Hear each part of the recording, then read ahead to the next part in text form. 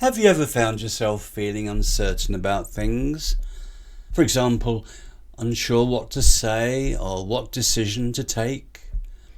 Perhaps you sense that you're making assumptions, filling in gaps without quite knowing why. At moments like these, confidence ebbs away and is replaced by doubt and a low-level fog of confusion.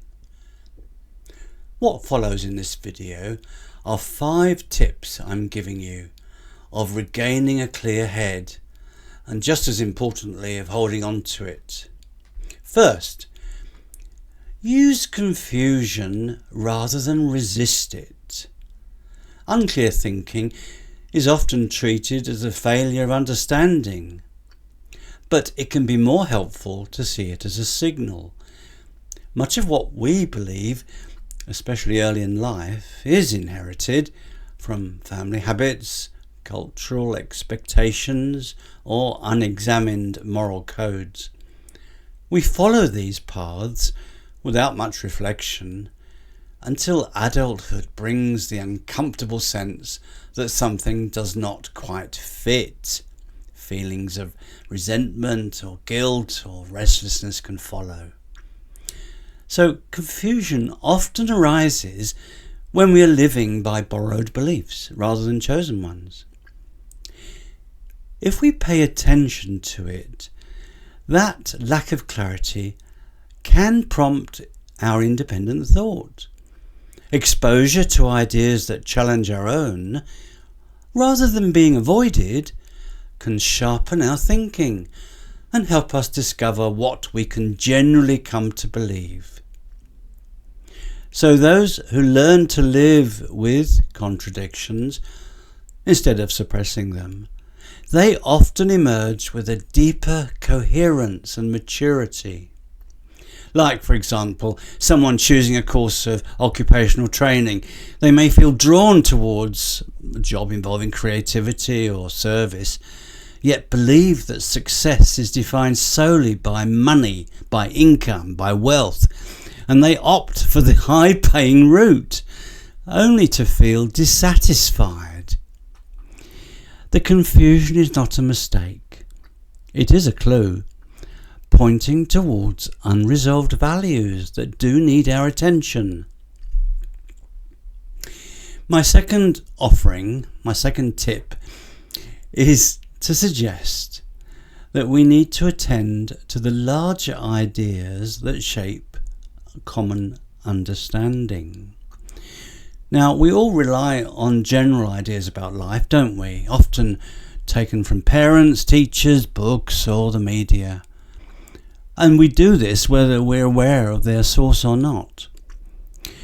But when personal loss strikes, any lack of coherent ideas about suffering can turn grief into despair or anger. As children, we were given simplified explanations of life and death, of right and wrong.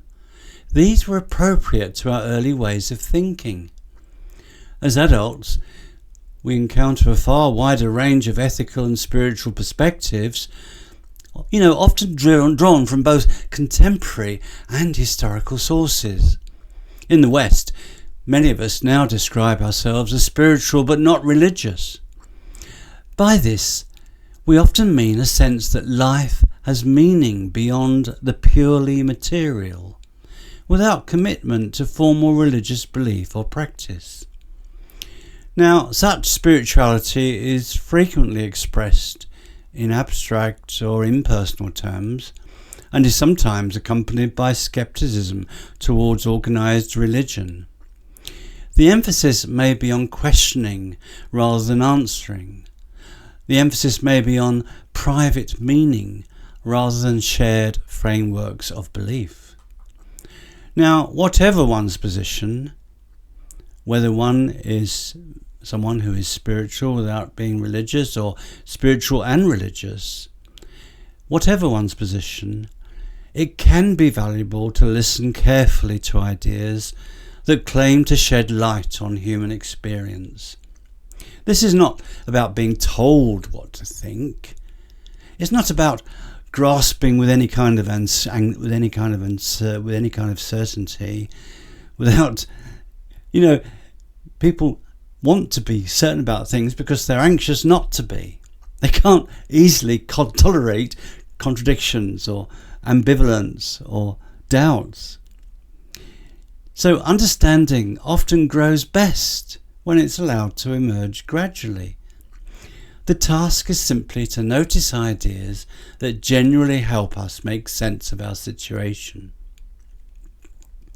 Now, my third suggestion is that we cultivate what I'm calling an affirmative frame of mind.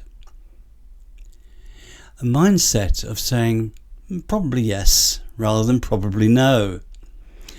Now, clarity rarely arrives all at once, does it not? We can assume that muddle and mix-ups are temporary, and that insight does follow when we remain receptive to what we trust is good and true, rather than dwelling negatively on limitations and doubts. A cynical attitude can obstruct understanding, much like a grain of sand in the eye. Those who maintain an affirmative frame of mind, even when things are unclear, often find that doubts lose their force and understanding does quietly expand. Now, the fourth thing I'd like to talk about is the idea that we reflect rather than react. Reflection. Many difficulties arise not from lack of values, but from values that have never been properly examined. Take students who believe cheating is wrong, but have not reflected on why. Under pressure, they may cheat just this once and later feel uneasy about what that says about them. Or consider someone who longs for emotional closeness, but has never thought through their views on commitment. Relationships become tentative and inconsistent, leading to confusion and hurt. Now, in both cases, the remedy is personal reflection. This isn't being passive. On the contrary, reflection requires an active decision to pause, to step back from habit and impulse, and to consider consequences and priorities. Life often pushes us into corners where we feel we have no time to think. Reflection restores that space. Now, my final suggestion is that we keep clarity, we keep clear thinking, we keep clear understanding by acting on what we do appreciate. Discernment is sustained not merely by insight, not merely by what goes on in the head, but by what goes on in our actions, by what we do. Now, this is shown in the gospel story of the sower. I don't know if you know the story. The seeds were scattered on shallow soil, and they failed to take root. Now, many of us recognise this pattern. We may not be keen about some new idea, or we may enthusiastically adopt it.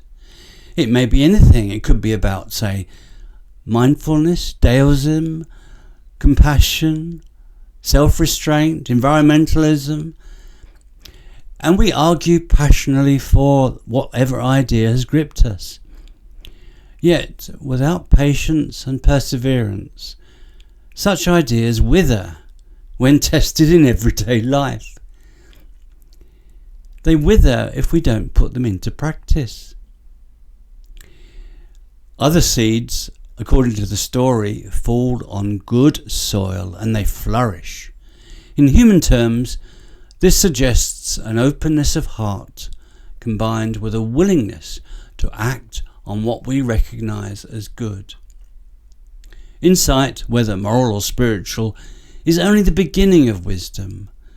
What matters is how we respond to it, whether we listen, whether we act, or whether we allow it to be drowned out by distraction and self-interest. So clarity, I suggest, grows as understanding is put into action. Clear thinking develops when truths are not only recognised but lived. So, this final tip is a simple one. In what we do and say, hold to what we know to be good and useful, even if some matters remain unresolved. Attend less to the merely material, more to what enables a good life. In doing so, understanding tends quietly and steadily to grow, to become clearer. In this video, yes, I've been exploring 5 gentle but powerful ways of regaining and keeping clarity. Not by forcing answers, but by learning how understanding grows. If confusion has been visiting you lately, this may be a helpful place to pause and reflect. So thanks for listening to me. If you've been interested, why not give me a like and offer a comment? It encourages YouTube to show this video to a wider audience. If you are interested in finding a better life, you can click the playlist link right now.